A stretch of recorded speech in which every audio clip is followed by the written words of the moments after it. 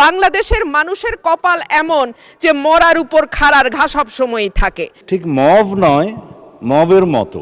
একেবারে সম্পূরক প্রশ্ন, ঠিক ওই মূল প্রশ্নের আঙ্গিকে না হলেও আমি মাননীয় স্বরাষ্ট্রমন্ত্রীর দৃষ্টি আকর্ষণ করে বলছি, বাংলাদেশের মানুষের কপাল এমন যে মরার উপর খাড়ার ঘা সব সময়ই থাকে। দীর্ঘ 15 বছর গুম, বিচার বহির্ভূত হত্যা, হেফাজতে নির্যাতন, নেতাকর্মীদের ধরে নিয়ে গিয়ে পা ভেঙে ফেলা, অসুস্থ করে দেওয়া, এই কালচার ছিল। এরপরে অন্তর্বর্তীকালীন সরকারের সময় মাননীয় স্পিকার আমরা দেখলাম মব কালচার।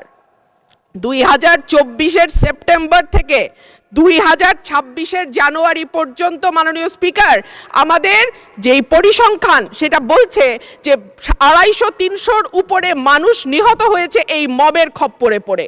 আমার মাননীয় স্বরাষ্ট্রমন্ত্রীর কাছে প্রশ্ন, যেহেতু একটা খারাপ কালচার বাংলাদেশে শুরু হয়েছে এবং আমি নিজেও 21শে ফেব্রুয়ারি সেটার একজন ভুক্তভোগী, সেটা বন্ধ করার ব্যাপারে সরকার কি মেজার নেবে এবং স্বরাষ্ট্রমন্ত্রী এই ব্যাপারে কি কি পদক্ষেপ নেবেন? ধন্যবাদ।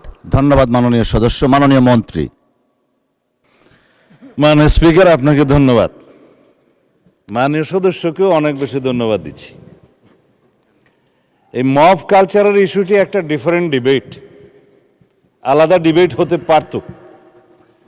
যত পরিসংখ্যান তিনি দিয়েছেন 24-এর 5ই আগস্টের পর থেকে এই 26-এর জানুয়ারি পর্যন্ত, সে পরিসংখ্যানটা আমার কাছে নাই। তবে আমাদের কাছে অনুমান আছে। আমরা সরকারের দায়িত্ব পেয়েছি, আমি এটা ক্ষমতা বলতে চাই না, আমরা এই রেসপন্সিবিলিটিটা পেয়েছি। এই দায়িত্ব নেওয়ার পর থেকে আজকে আমরা প্রায় 45 দিনও এখনো হয় নাই, 1.5 মাস হয় নাই। এর মধ্যে ঠিক মব নয়, মবের মতো, কারণ এখানে ডেফিনিশন আলাদা করতে হবে। কোনটা গাইবান্ধার পলাশবাড়িতে থানায় গিয়ে হামলা, সেটা কি মব হবে? নাকি কোনটা 21শে ফেব্রুয়ারিতে মাননীয় সদস্যের উপরে হামলা হয়েছে, সেটা কি মব হবে? নাকি উত্তরা একটা বিজনেস সেন্টার, উত্তরা স্কোয়ার সম্ভবত নাম, সেখানে ঘেরাও করে দোকানপাট ভঙ্গ করেছে, সেটা কি মব হবে? সব কিছুকে মব বলা ঠিক হবে না। কিছু আছে সংগঠিত পরিকল্পিত অপরাধ, তার বিরুদ্ধে মামলা হয় এবং সেটা তদন্ত হয়, গ্রেফতার হয় এবং বিচারের জন্য সুপর্দ করা হয়।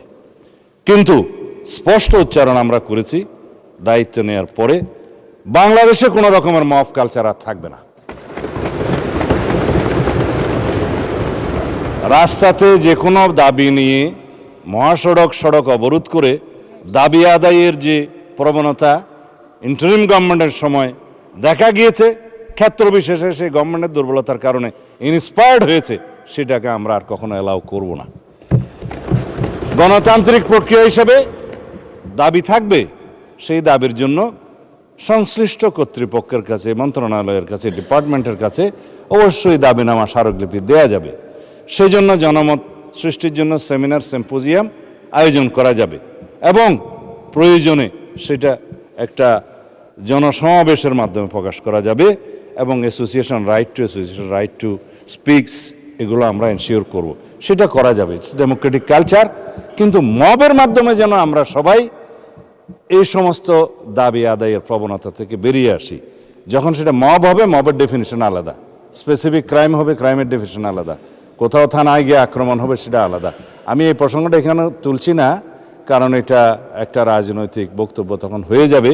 কোনোদিন যদি সেই বিষয়ে কেউ নোটিশ দেয়, সেটা করব, অথবা আমারও ইচ্ছা আছে 2-1 দিন পরে 300 বিধিতে আমি একটা বিবৃতি দেব। ধন্যবাদ মাননীয় স্পিকার।